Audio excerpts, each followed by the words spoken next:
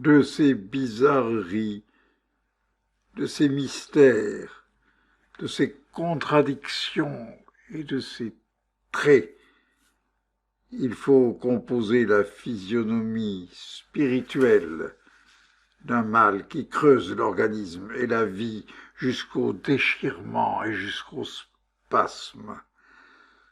comme une douleur qui, à mesure qu'elle croît en intensité et qu'elle s'enfonce, multiplie ses avenues et ses richesses dans tous les cercles de la sensibilité. Si l'on veut bien admettre maintenant cette image spirituelle de la peste, on considérera les humeurs troublées du pesteux comme la face solidifiée et matérielle d'un désordre qui, sur d'autres plans, équivaut au conflit, aux luttes, aux cataclysmes et aux débâcles que nous apportent les événements. Et de même qu'il n'est pas impossible que le désespoir inutilisé et les cris d'un aliéné dans un asile ne soient cause de peste, par une sorte de réversibilité de sentiments et d'images, de même, on peut bien admettre que les événements extérieurs, les conflits politiques, les cataclysmes naturels, l'ordre de la révolution et le désordre de la guerre, en passant sur le plan du théâtre, se déchargent dans la sensibilité qui les regarde avec la force d'une épidémie. Car si le théâtre est comme la peste, ce n'est pas seulement parce qu'il agit sur d'importantes collectivités et qu'il les bouleverse dans un sens identique.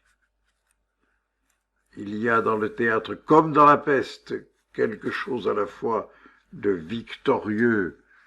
et de vengeur. Cet incendie spontané que la peste allume où elle passe, on sent très bien qu'il n'est autre chose qu'une immense liquidation. Un désastre social si complet, un tel désordre organique, ce débordement de vices, cette sorte d'exorcisme total qui presse l'âme et la pousse à bout, indique la présence d'un état qui est d'autre part une force extrême et où se retrouvent à vif toutes les puissances de la nature au moment où celle-ci va accomplir quelque chose d'essentiel.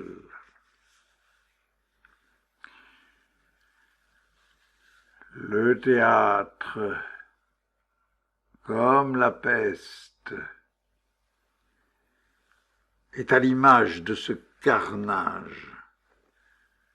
de cette essentielle séparation.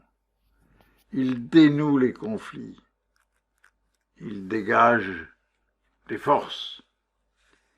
il déclenche des possibilités. Et si ces possibilités et ces forces sont noires, c'est la faute non pas de la peste ou du théâtre, mais de la vie. Nous ne voyons pas que la vie, telle qu'elle est et telle qu'on nous l'a faite, offre beaucoup de sujets d'exaltation. Il semble que par la peste est collectivement un gigantesque abcès tant moral que social se vide, et de même que la peste, le théâtre est fait pour vider collectivement des abcès. Et l'on peut voir, pour finir, que du point de vue humain, l'action du théâtre, comme celle de la peste, est bienfaisante, car poussant les hommes à se voir tels qu'ils sont. Elle fait tomber le masque,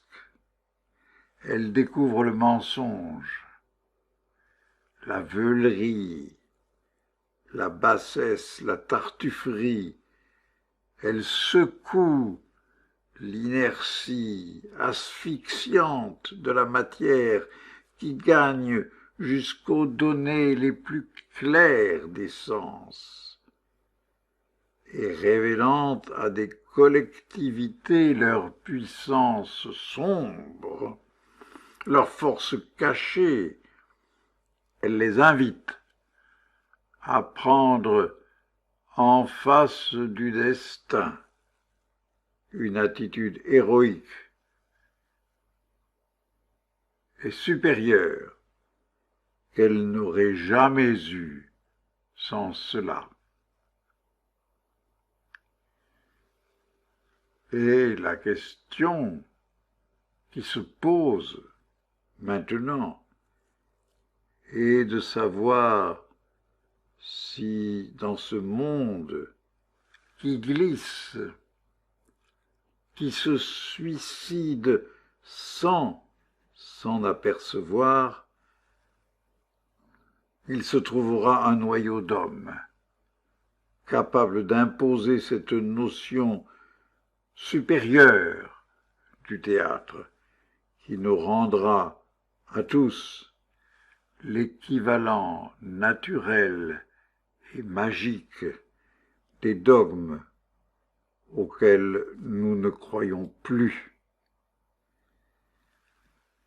La terrorisante apparition du mal qui, dans les mystères d'Éleusis, était donné dans sa forme pure et était vraiment révélé, répond au temps noir de certaines tragédies antiques que tout vrai théâtre, comme la peste, doit retrouver.